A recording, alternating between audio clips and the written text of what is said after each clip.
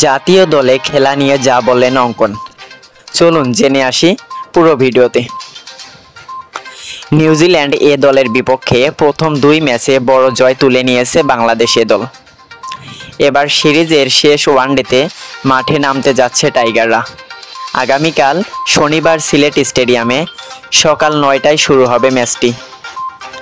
শেষ ম্যাচে মাঠে নামার আগে আজ শুক্রবার এ দলের ক্রিকেটার মাহিদুল ইসলাম অঙ্কন বলেন, অবশ্যই মানসিকভাবে আত্মবিশ্বাসী করে তোলে, কারণ উইকেট পড়ে যাওয়ার পরে আমাদের একটা পার্টনারশিপ প্রয়োজন ছিল দলের।